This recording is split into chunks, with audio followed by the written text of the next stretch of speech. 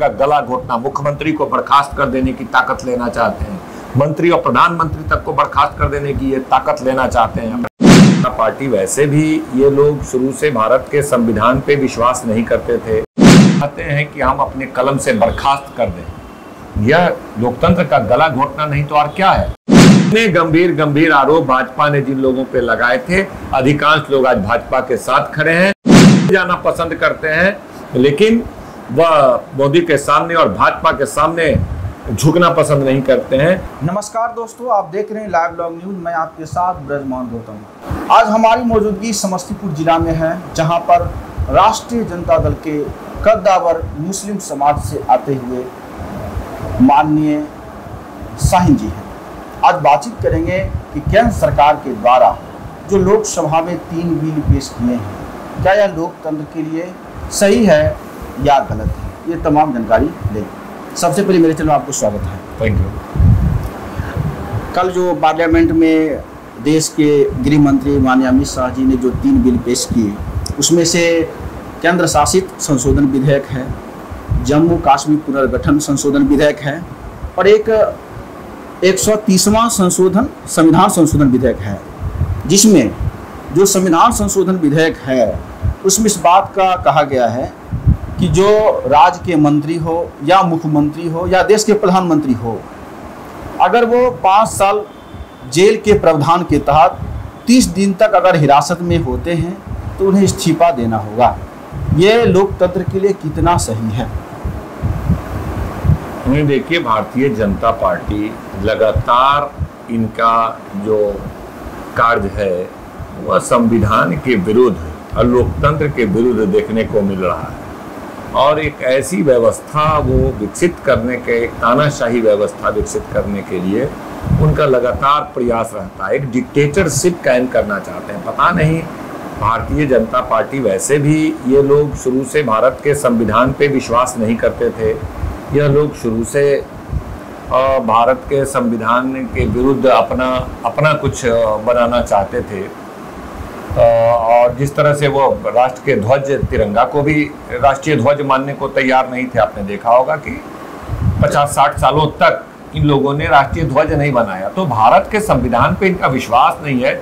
अब इसी के तहत तो इस तरह के लगातार ये कानून लाते हैं। ये आप एक मुख्यमंत्री, लोकतांत्रिक तरीके से जीते हुए मुख्यमंत्री को आप चाहते हैं कि हम अपने कलम से बर्खास्त कर दें। यह लोकतंत्र का गला घोटना नहीं तो और क्या है।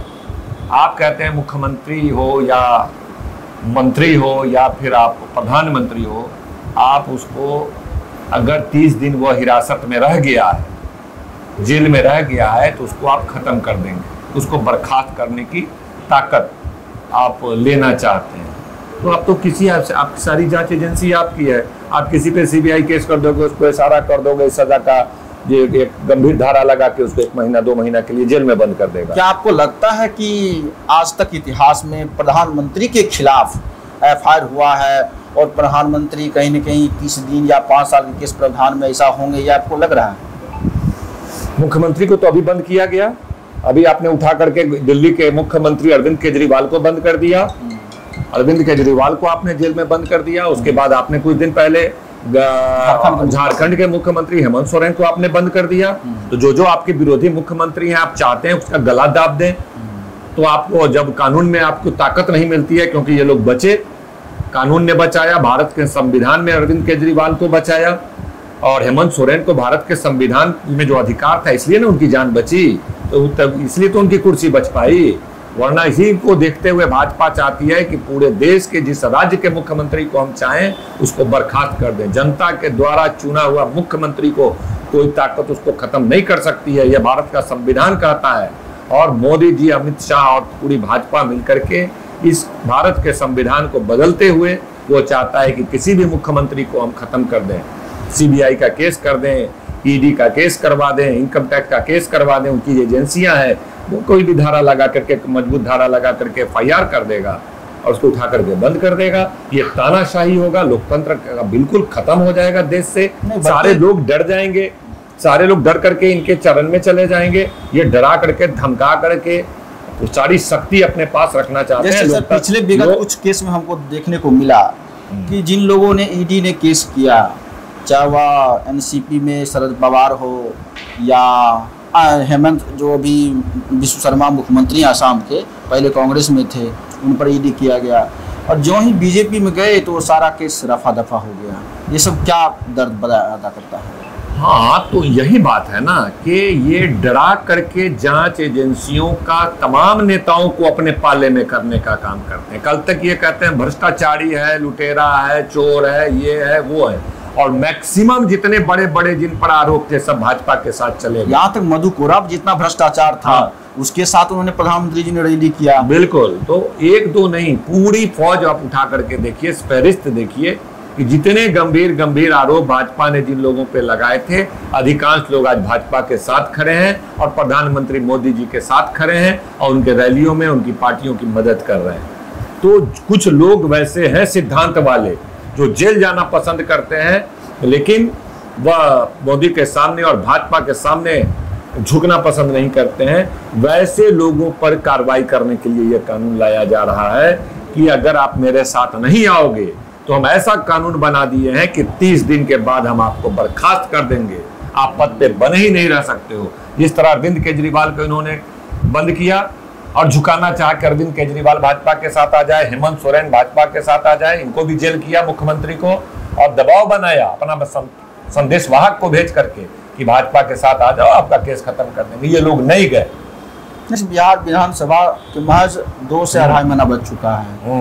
इसमें इंडिया गठबंधन से किन किन मुद्दों पर चुनाव लड़ने की कोशिश की जा रही है? देखिए, एक तो यह है कि लोकतंत्र को बचाना है। भाजपा लगातार लोकतंत्र को खत्म करना चाहती है। अभी आपने देखा कि जो आज पार्लियामेंट में सामने आया है बिल जी, वह क्या है? लोकतंत्र का गला घोटना। मुख्यमंत्री को बर्खास्त कर देने की ताकत लेना चाहते हैं, मंत्री और प्रधानमंत्री तक को बर्खास्त कर देने की ये ताकत लेना चाहते हैं अपने हाथ में, जबकि यह ताकत जनता के पास है। जनता जिसको चाहेगी मुख्यमंत्री बनाएगी, 5 साल के बाद जिसको चाहेगी हटाएगी, और ये ताकत अपने पास, ये तानाशाही ताकत देना चाहते हैं। इस लोकतंत्र विरोधी और तानाशाही ताकत के खिलाफ हमको एकजुट जनता हो रही है।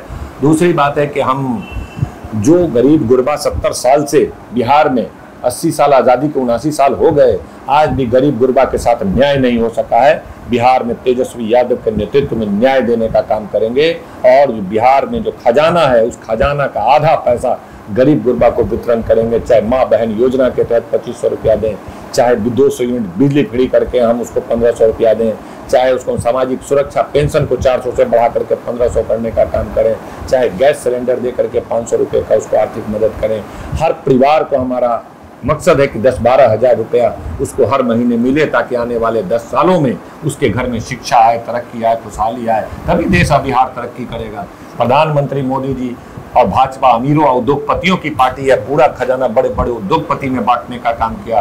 तेजस्वी यादव, लालू यादव गरीबों का नेता है, और इंडिया गठबंधन गरीबों की चिंता करता है। इसलिए इस बार सरकार बनेगी तो हम खजाना गरीबों में वितरण करने का काम करेंगे। और जो 50, 60, 70% आबादी जो आज गरीबी रेखा के नीचे जीवन बसर कर रहा है, जो 5 किलो अनाज के लिए लाइन लगा रहा है, उसको उस मोहताजी से निकालना है, उस गरीबी से निकालना है, उस दुर्दशा से निकालना है, उस बदहाली से निकालना है, उसके आंसुओं को पोंछना है, उसके चेहरे पे खुशहाली लानी है। हम उद्योग कल कारखाना लगाएंगे। हमारे 4 करोड़ लोग प्रदेश में जा करके अपमान की जिंदगी जीते हैं, घर परिवार को छोड़ करके बड़े पैमाने पे उद्योग कल कारखाने लगाएंगे। अच्छी शिक्षा व्यवस्था, अच्छी स्वास्थ्य व्यवस्था, एक सुंदर बिहार बनाएंगे। वह केवल और केवल तेजस्वी यादव के नेतृत्व में संभव हो सकता है। इसलिए बिहार की जनता 20 साल मौका नीतीश कुमार के नेतृत्व को, एनडीए को दिया है, डबल इंजन की सरकार को दिया है। एक मौका तेजस्वी यादव को बिहार की जनता निश्चित रूप से देगी, और हम करके दिखाएंगे। आखिरी क्वेश्चन है सर, बिहार की जनसंख्या का लगभग 55 से 60% अभी भी लोग भूमिहीन है। इसके लिए क्या सोच रहे हैं महागठबंधन परिवार? नहीं, निश्चित रूप से इन तमाम चीज़ों पर, क्योंकि भाजपा के साथ जो भी पार्टी रहेगी वो पूंजीपतियों की बात करेगी, उद्योगपतियों की बात करेगी, कॉरपोरेटों की बात करेगी, और हम लोग लालू यादव गरीबों की बात करेंगे।